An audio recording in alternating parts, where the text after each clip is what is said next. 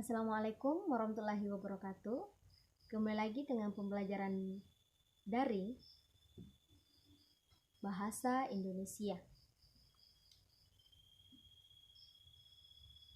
Ya, pada pembelajaran kali ini kita akan membahas tentang pidato persuasif. Tapi sebelum memasuki pembelajaran, terlebih dahulu kalian mengisi presensi. Waktu presensi 15 menit dimulai dari pembelajaran Bahasa Indonesia pada pertemuan kali ini.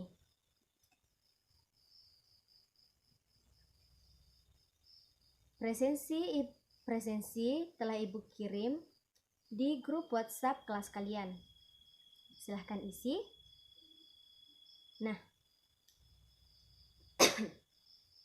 sebelum itu, dalam melakukan segala hal harus disertai dengan doa agar kelancaran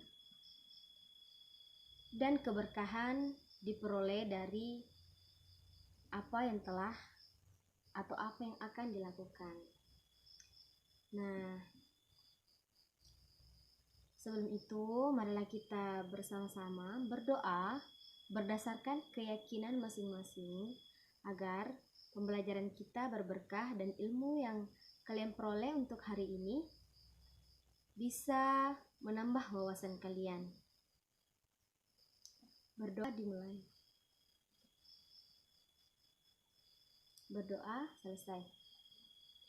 Ya. Nah, seperti yang tertampil di layar, kalian bisa lihat gambar podium. Apakah yang terlintas dalam pikiran kalian jika kalian melihat gambar podium? Iya, betul sekali. Jika kalian melihat ataupun jika kita melihat gambar podium, pasti yang terlintas dalam benak kita adalah orang berpidato. Nah, seperti yang tertera di buku cetak atau buku kalian di bab 2, yaitu menyampaikan pidato persuasif. Sebelum kita menyampaikan apa itu pidato persuasif, kita harus mengetahui apa sih itu pidato persuasif, apa struktur pidato persuasif, seperti apa strukturnya, dan seperti apa contoh pidato persuasif. Nah, Ibu akan membahas secara bertahap mulai dari pengertian pidato persuasif. Nah, apakah ada yang tahu atau ada yang mengetahui apa itu pidato persuasif? Baik, Ibu akan menjelaskan. Pidato persuasif itu tidak seperti pidato-pidato yang lain. Pidato persuasif itu mengungkapkan suatu pendapat yang berisi suatu ajakan atau suatu imbauan kepada pendengar atau kepada audiens yang disampaikan secara jelas dan logis. Nah,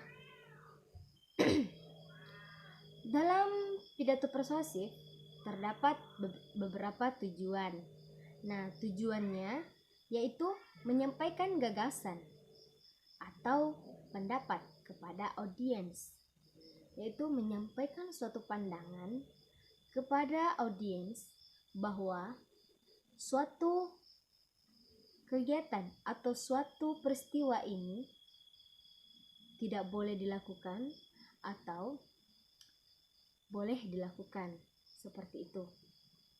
Yang kedua, yaitu meyakinkan audiens bahwa pendapat atau pandangan tadi itu adalah logis dan masuk akal, disertai dengan sumber data yang relevan, agar audiens dapat menerima secara sukarela dan melakukannya dengan sukarela pula. Seperti itu. Nah, pembahasan kita selanjutnya yaitu struktur teks pidato persuasif. Dalam struktur teks pidato terbagi atas 3, yaitu pembukaan, isi, dan itulah pembahasan kita kali ini. Jika ada yang ingin bertanya, Ibu persilahkan. Saya memberikan waktu selama 20 menit agar kalian dapat memberikan suatu pernyataan atau suatu pertanyaan mengenai pidato persuasif.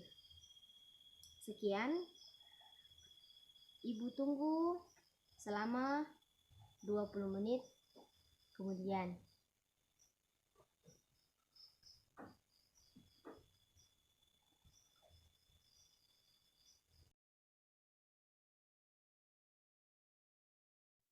Ibu, saya ingin bertanya, bagaimana cara memersuasi audiens dalam pidato persuasif?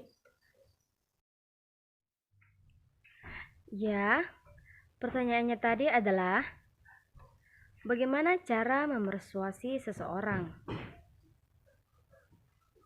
Kita telah ketahui bahwa dalam memersuasi seseorang terdapat 3 pendekatan, yaitu pendekatan etika, emosi, dan logika. Nah, dalam pendekatan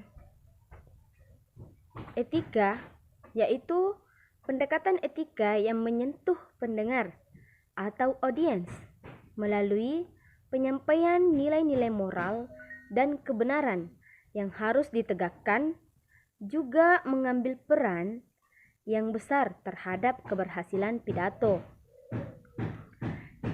Yang kedua yaitu emosi. Dalam menyampaikan pidato, seorang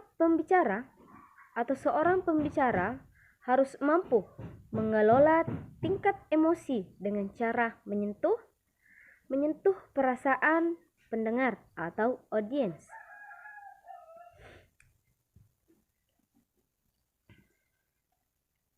Bentuk perasaan dan emosi yang dapat dimaksimalkan pada diri pendengar, misalnya dengan membakar semangat atau menumbuhkan perasaan haru. Nah, yang ketiga yaitu logika.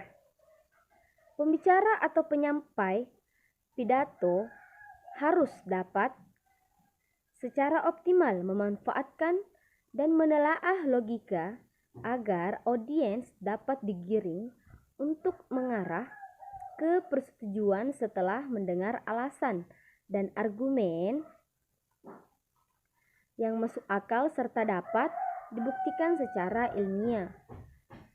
Jadi, pidato yang disampaikan harus betul-betul masuk akal dan dapat ditelaah dan diterima oleh audiens dan dibuktikan dengan secara ilmiah. Seperti itu. Nah, hal ini untuk membuat orang lain senang terhadap pidato persuasif yang disampaikan, maka harapannya yaitu dapat menghibur atau dapat mampu menyampaikan suatu informasi yang baru dan suatu informasi yang betul-betul relevan dengan kenyataan sekarang.